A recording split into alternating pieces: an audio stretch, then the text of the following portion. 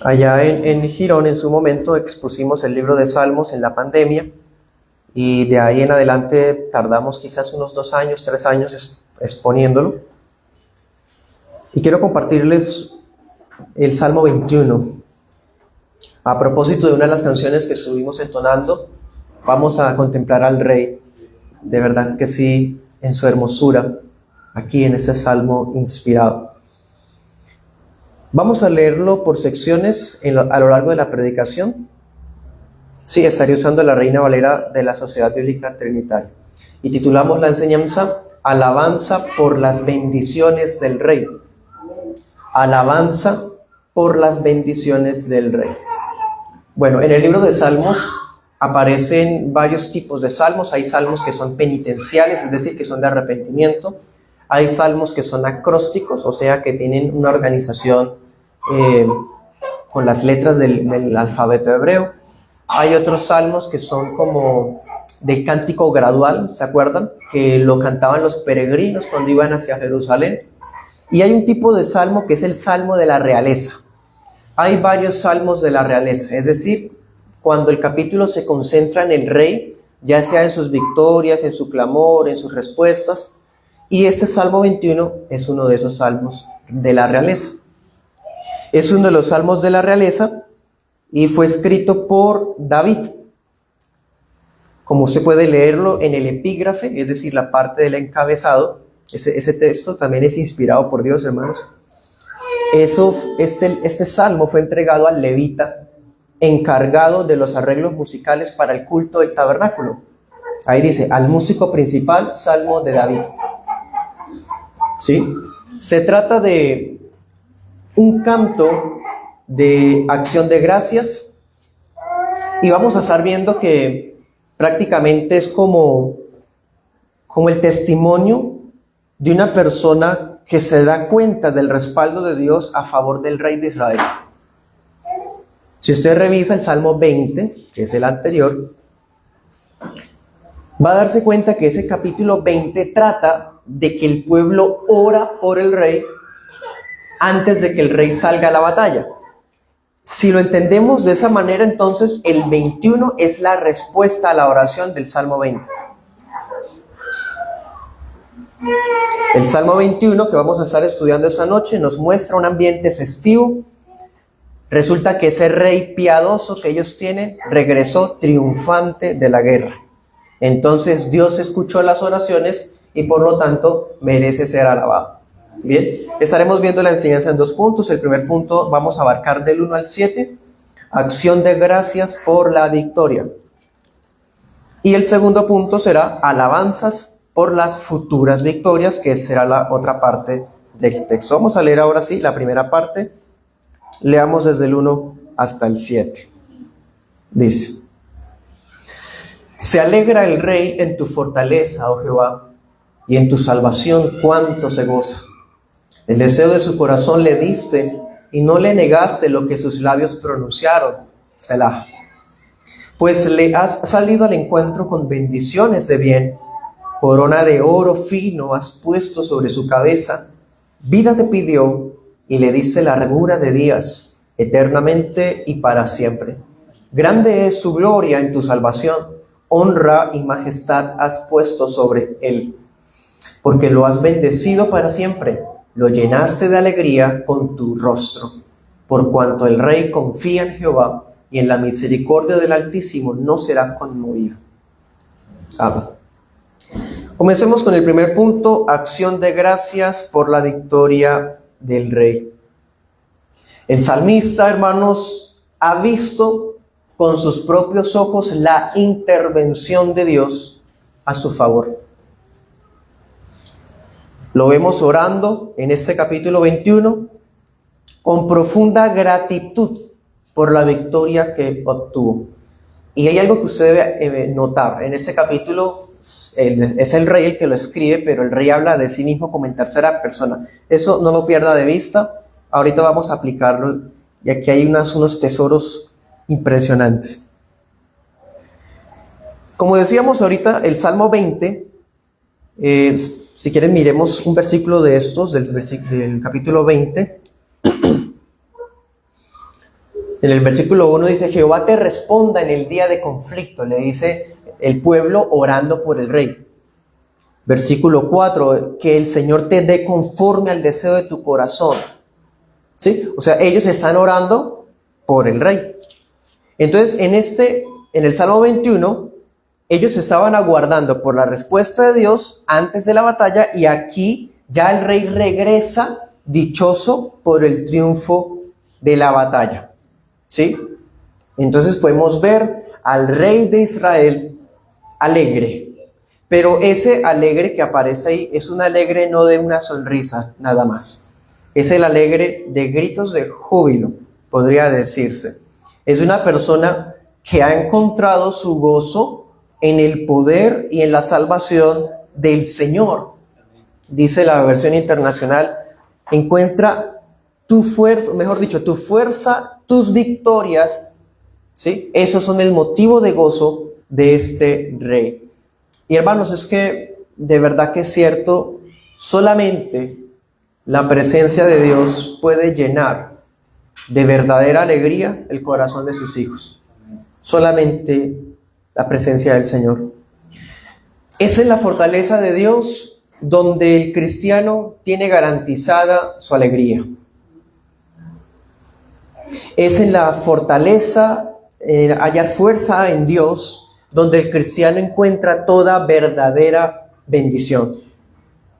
Así que cada vez que uno de nosotros, cada vez que un creyente se encuentra cabizbajo, taciturno, como apagado y desanimado, seguramente es un creyente que perdió de vista esa victoria que ya tiene en el Señor.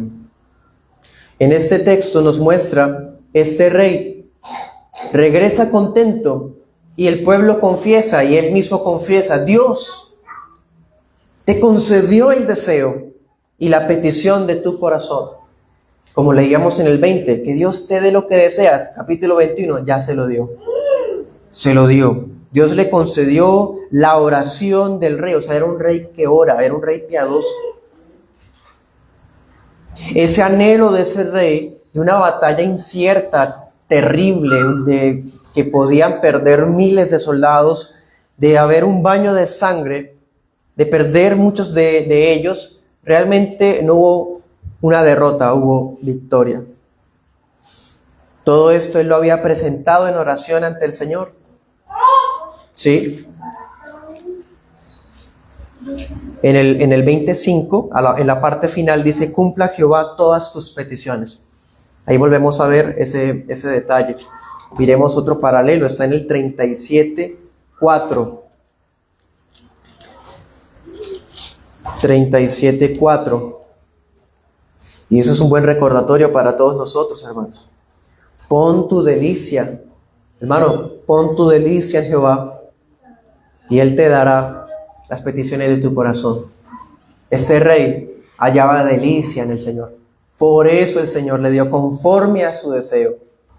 Este tipo de versículos donde dice el deseo de tu corazón te dé, o el capítulo 20, pareciera esos versículos que uno escogería para darle a alguien de cumpleaños. De esos versículos que uno le desea a alguien prácticamente que Dios le dé lo que desea. Pero siempre sabemos que los deseos del corazón no son otorgados, sino aquellos cuyos deseos van conforme a la voluntad de Dios. ¿Se acuerdan? Primera de Juan dice que el Señor nos oye y da lo que pedimos porque pedimos conforme a su voluntad. Si no fuera así, hermano, en eso no hay promesa. Dios da conforme al corazón, quiere decir que este corazón de este rey es un corazón piadoso. Insisto con eso. No es cualquier rey simplemente que busca a Dios en medio de una necesidad mientras vive de manera hipócrita o impía. De ninguna manera. Y saben, esta relación que tenía el rey con Dios era posible por una cosa, por el pacto de Dios. El pacto de Dios con David, ¿se acuerdan? Había una relación muy especial de Dios con David, como podemos ver en 2 de Samuel 7. O sea, esta oración, estas respuestas, peticiones y respuestas de la criatura y del creador luego a la criatura, bueno, todo esto fue posible con base en el pacto de Dios con David.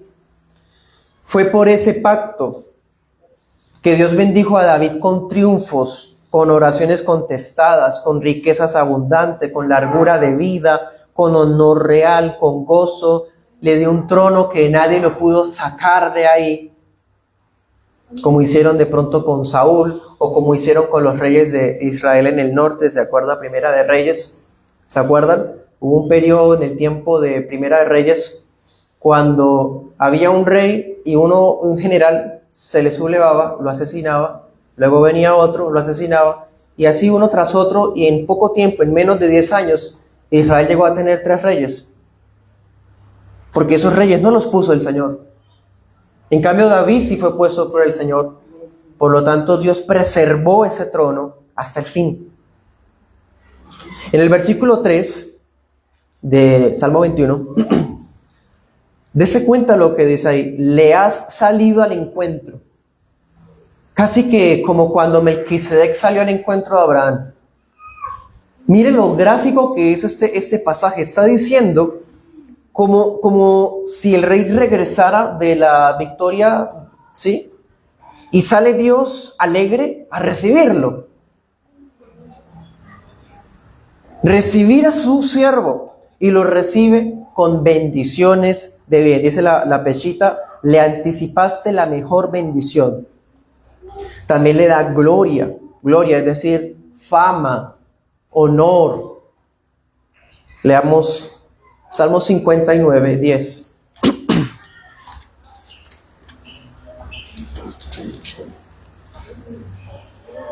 $59.10.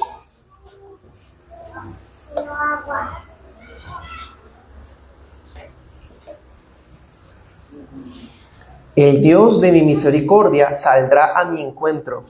Dios me hará ver en mis enemigos la venganza. Impresionante. Volvamos al texto. Salmo 21, 3. Le da bendiciones, le da gloria. ¿Qué más le da? Prácticamente salud y largura de días. ¿Qué más pedir, no? Ahí tenemos todas las bendiciones de Dios para un corazón piadoso. Quizás este rey pidió una victoria de una batalla, pero es que a Dios le gusta dar más de lo que uno pide, hermano. Y no solamente llega en victoria, sino que viene con un paquete grande de bendiciones. ¿Sí? Leamos Salmo 61, 6, que ese es otro salmo de la realeza. Dice: días sobre días añadirás al rey, sus años serán como generación tras generación. ¿Sí? Volvamos al texto, no lo pierda de vista. Salmo 21, versículo 3, en la parte de segunda, dice: corona de oro fino has puesto sobre su cabeza. Dios lo recibe con alegría. ¿Y qué más hace? Le coloca una corona. Hermano, el Dios soberano tratando a la criatura de esta manera, debe haber aquí detrás de todo esto algo mucho más grande. Esta diadema de oro que habla aquí era un símbolo de que el rey había llegado sano y salvo de la guerra y había vuelto a sentarse en el trono tranquilamente y victorioso. Se puede ver un ejemplo de eso en 2 de Samuel 12:30. Es hasta probable que el trasfondo de ese salmo sea ese. Cuando David derrota al reino de Amón, y cuando David regresa le trae la corona del rey de Amón, que era una corona enorme con piedras preciosas. David se sienta y lo corona. Ese era el acto que se hacía cuando un rey regresaba victorioso. Y bueno, detrás de todas estas bendiciones hay un detalle que no podemos ignorar. En el versículo 6 dice 21:6: porque lo has bendecido para siempre. Las bendiciones de Dios, hermanos, son para siempre. Le haces bienaventurado para siempre, dice la Biblia de las Américas. Todo don de gracia que proviene de lo alto es un don eterno e irrevocable. Versículo 5 dice, grande es su gloria en tu salvación.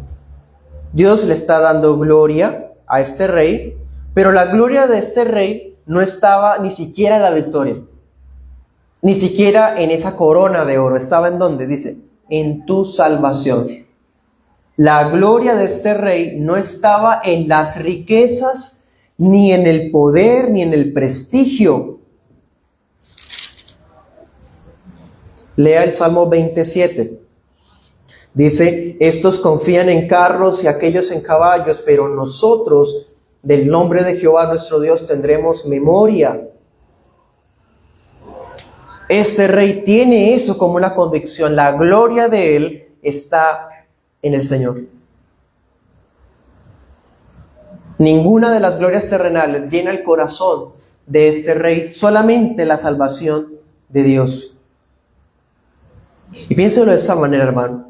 Mientras este rey viviera de la mano del Señor, era garantía de que él podía seguir siendo rey también. Vivir de la mano del Señor era la garantía de la propia honra de ese rey. El rey de Israel podía seguir siendo rey mientras Dios fuera su rey. Y ese rey reconoce al Señor de esta manera. En el versículo 7 por eso dice, por cuanto el rey confía en Jehová y en la misericordia del Altísimo, no será conmovido. ¿Quién podía conmover a este monarca piadoso? Nadie podía derrocarlo, nadie podía hacerlo tambalear o vacilar, porque este rey fue bendecido. ¿Y fue bendecido por qué, hermano? Versículo 7, porque confía en Jehová. En términos del Nuevo Testamento, fe. Este rey es piadoso mediante la fe. Ya vemos la fe desde el Antiguo Testamento. La relación de pacto que había entre este redimido y Dios era mediante la fe. Dios sostenía a ese rey mediante la fe. Y esa fe se sostiene también sobre la misericordiosa gracia de Dios. Bueno, entonces en este primer punto vimos el rey regresando y dando una oración o canción de gratitud por la victoria. Ahora en el segundo punto, alabanzas por las futuras victorias del rey. Leamos desde el 8 hasta el 13. Dice, alcanzará tu mano a todos tus enemigos, tu diestra alcanzará a los que te aborrecen. Los pondrás como horno de fuego en el tiempo de tu rostro airado. Jehová los deshará en su furor y fuego los consumirá. Destruirá su fruto de la tierra y su descendencia de entre los hijos de los hombres, porque planearon el mal contra ti, fraguaron maquinaciones, mas no prevalecerán, pues tú los pondrás en fuga cuando prepares en tus cuerdas las saetas contra sus rostros. Ensálzate, oh Jehová, con tu fortaleza, cantaremos y alabaremos tu poderío. Satisfecho por su éxito, vemos que el rey continúa orando, pero hermano, note otra cosa. Desde el 1 hasta el 7 que vimos, él está hablando del rey en tercera persona. Y ahora en el 8 hasta el 12, ahora habla del rey en segunda persona, tú. ¿Qué está pasando acá?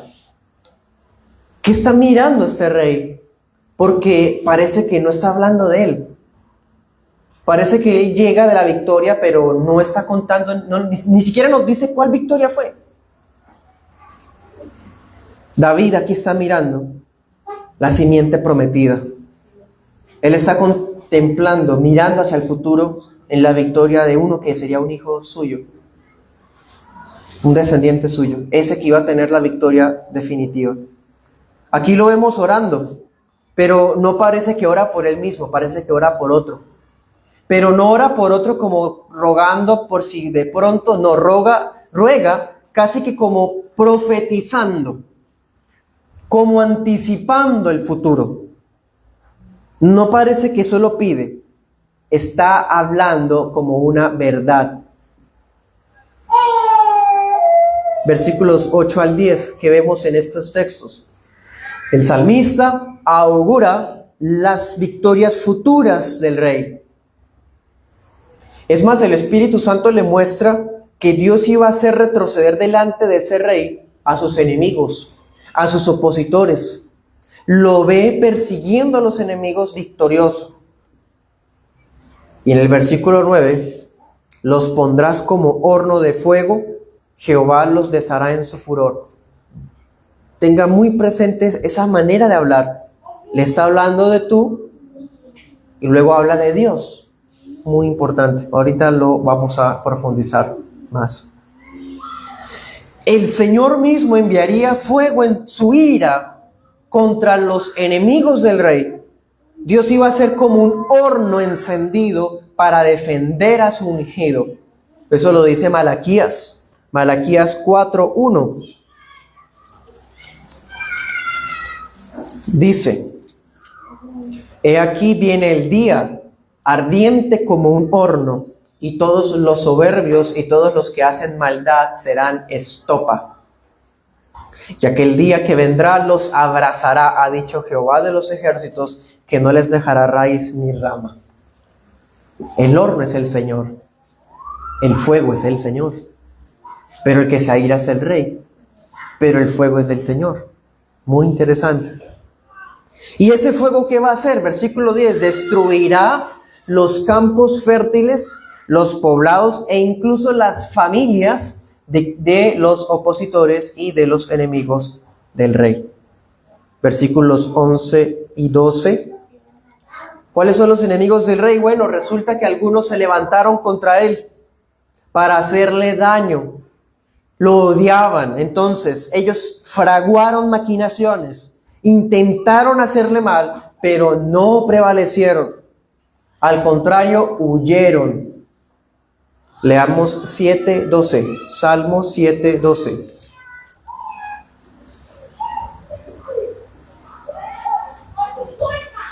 Dese cuenta que en este texto habla el salmista a Dios. En el 21 es el rey. Mire cómo se conecta. Si no se convierte, hablando del impío, Dios afilará su espada, ha tensado su arco y lo ha preparado.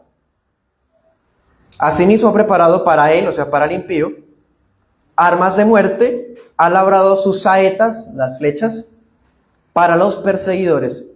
Lo mismo que está ocurriendo en el Salmo 21. En el Salmo 21, hermano. Versículo 12, tú los pondrás en fuga cuando prepares en tus cuerdas las saetas, contra sus rostros, lo mismo. En el 7 es Dios, en el 21 es el rey. Bueno, ya usted se estará imaginando para dónde vamos a ir con toda esta conexión que hay en la palabra inspirada. ¿Se acuerda el Salmo 2? Que se unieron, conspiraron contra el rey, contra el ungido del Señor. Bueno, en el Salmo 21 esa conspiración no funcionó. En el Salmo 21 fueron destruidos. Era como si flechas del cielo cayeran sobre ellos y los alcanzara.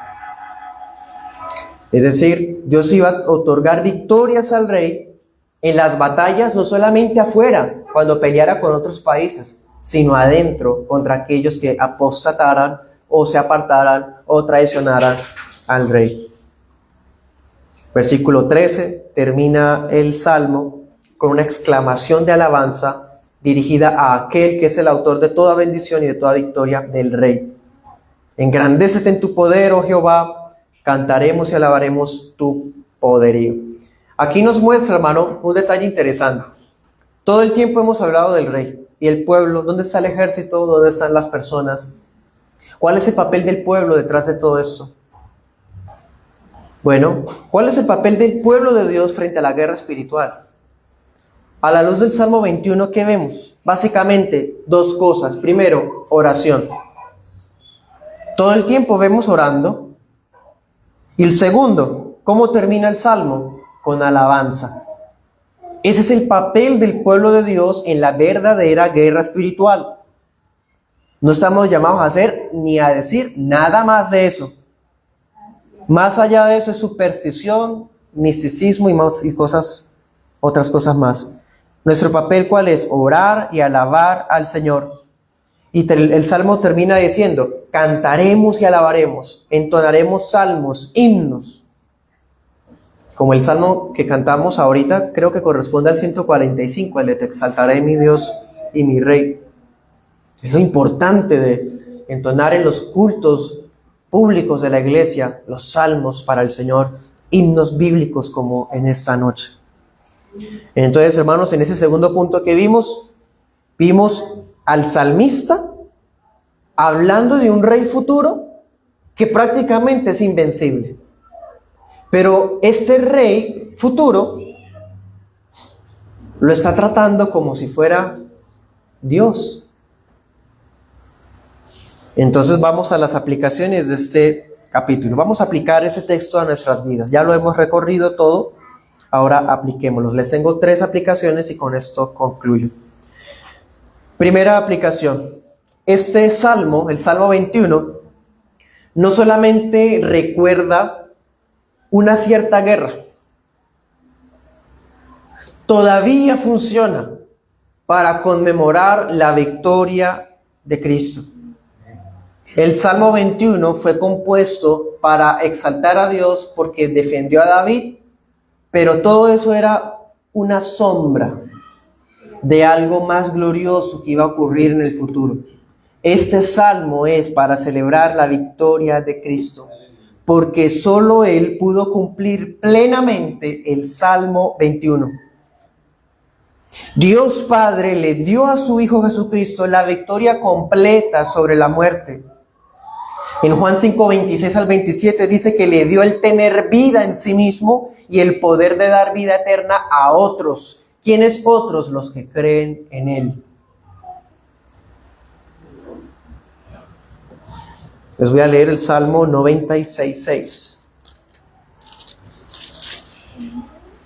Alabanza y magnificencia delante de Él, poder y gloria en su santuario. Esta es la magnificencia del Rey que había de venir, es Cristo. En la segunda aplicación, y es lo más glorioso que hay detrás de ese capítulo, en este capítulo 21 de Salmos está la doble naturaleza de Cristo. La doble naturaleza del Mesías. En los versículos del 1 al 7 vemos a un hombre luchando. Pero los versículos del 8 al 12 parece que usted puede aplicarle los versículos al mismo Dios. Y usted lee del 8 al 12 y aplica también para el rey. Es más, parece que la ira del rey se mezcla con la ira de Dios. El rey se enoja y viene fuego de Dios.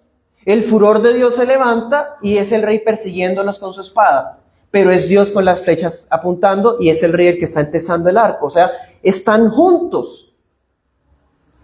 Ese rey es divino.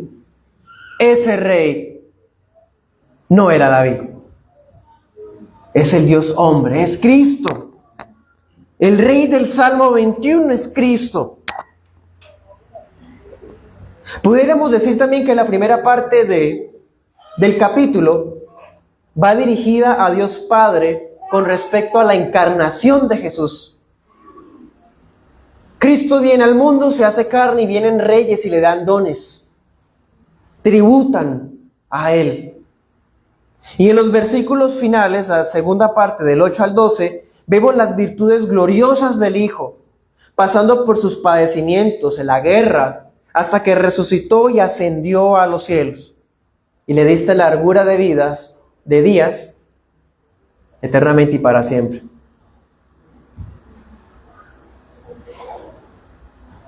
El Salmo 21 solo puede ser cumplido por un rey que es Dios. Y ese rey es Cristo. Tercera y última aplicación.